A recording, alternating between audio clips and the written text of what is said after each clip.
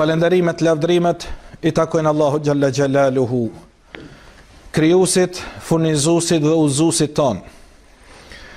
Salatet dhe selamet, përshëndetjet dhe duat tona më të sinqerta janë për më të mirën e gjithë pejgamberëve, Muhammedin të birin Abdullahut, mbi Ali Bejtin, familjen e tij të pastërt, mbi sahabët, shokët e tij të ndershëm, të cilët e deshtën Zotin e tyre dhe Zoti i tyre i desht ata, e deshtën pejgamberin e tyre dhe pejgamberi Allahut dhe i tyre dhe yni i deshti ata.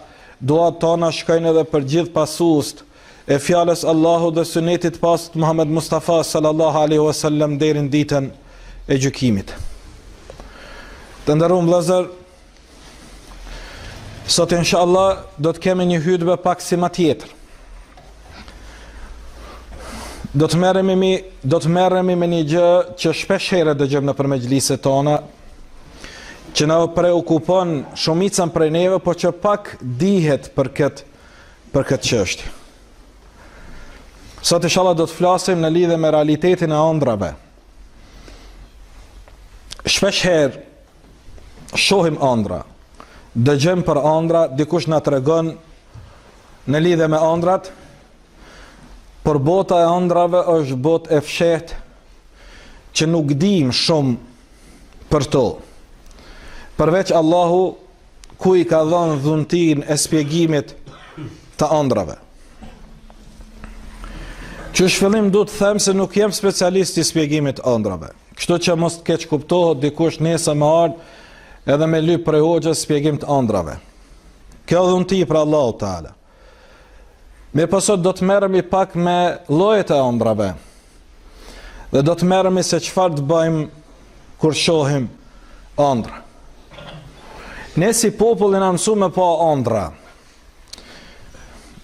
Na edhe kur jemi zhgëndër, na duket që jemi ëndër. Edhe ëndrojmë për një jetë më të mirë, edhe ëndrojmë për një ardhmë më të mirë, edhe ëndrojmë tën jetën e sheniri do të bëhet më mirë. Ka më bë më mirë, ka më bë më mirë. Edhe vazhdon, s'punon për më bë më mirë, po ëndron se ka me qenë më mirë. Për kësaj ëndrrimet budallafta nuk do të merremi sot, do të merremi për një me ëndrat të cilat shihen. Dhe ëndrat janë realitet që çdo njeri prej nesh shpesh apo rrallë i përjeton ato. Shohim ëndra të mira, shohim ëndra të këqija, shohim ëndra që na trishtojnë, shohim ëndra që na gëzojnë. Dhe varësisht për gjendjes në cilën gjendemi, ashtu edhe i kemi ëndrat tonë.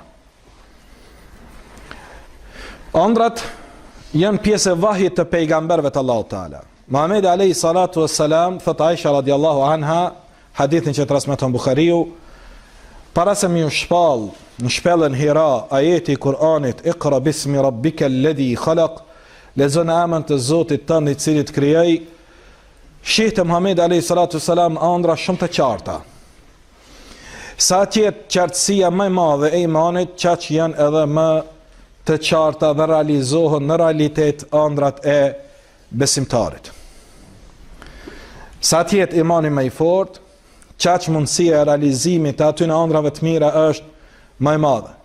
E kur flasim për njerëz të pastër dhe të zgjedhur, sikur që janë pejgamberët e Allahut Teala, shumë e natyrshme që ëndrat e tyre janë pjesë e vahjit dhe realizohen.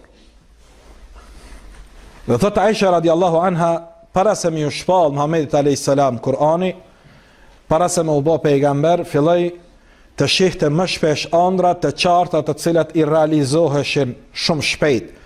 Ishin përgëzime për anës Allahu Teala, i shihte disa gjana në ëndër dhe ato në realitet i realizoheshin shumë shpejt.